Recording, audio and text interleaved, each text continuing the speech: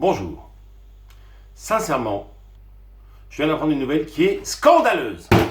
Je viens d'apprendre sur un article sur Mediaprout que 100% des lapins qui étaient exécutés dans nos abattoirs français étaient voués à la consommation humaine. Scandaleux! J'en ai parlé donc du coup à mes amis de l'association vétérinaire vegan sans diplôme qui me disent qu'il faudrait déposer un article sur Facebook pour pouvoir dire au monde entier, et je peux vous dire, ça ira loin, que c'est scandaleux. Voilà. En même temps, ça m'a donné envie de refaire une recette de ma grand-mère, Mémé Lucienne, qui faisait du lapin en vin blanc, et c'était bon. Et par ces temps difficiles, revenir aux sources familiales, c'est peut-être une bonne idée. J'ai donc décidé de vous suggérer de faire pour vous une recette du lapin au vin blanc. Il vous faut pour ça, excusez-moi, il vous faut pour ça du vin blanc. J'ai choisi un petit Saint-Brie. Le Saint-Brie est un vin bourguignon très sympathique, fruité, un petit peu léger, le seul Sauvignon de la région. Donc, utilisons le Sauvignon de Saint-Brie pour faire le fond de sauce.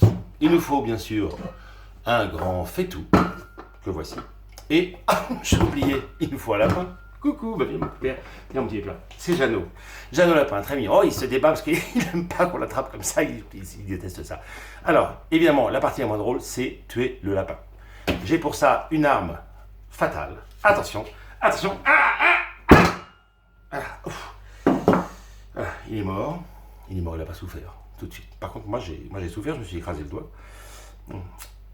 Alors, maintenant, le plus désagréable, c'est de vider le lapin.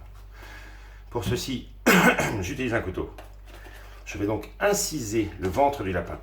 Et il faut faire maintenant ce qu'on appelle, chez les bouchers charcutiers traiteurs, la vidange.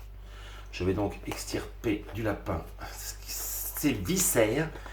Et on peut constater, ah oui, ça c'est quand même incroyable, on peut constater que ce lapin avait mangé des carottes râpées avant de mourir.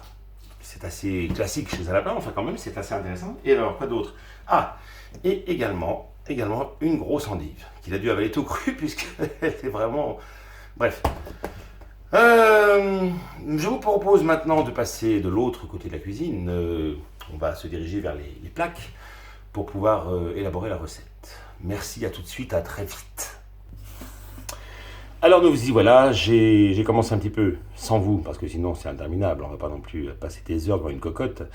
J'ai donc utilisé mon Saint-Brie que j'ai mis dans ma casserole. Là, je vois que c'est chaud, c'est parfait. Il nous reste donc à incorporer le lapin tranquillement dans sa casserole, dans son faitout, pour pouvoir faire ceci. Alors, j'ai pris peut-être un faitout un peu petit, j'ai l'impression que je vais avoir du mal à le... Mais en même temps, une fois qu'il n'a plus ses viscères, il est beaucoup plus souple. Voilà, je pense que c'est bon.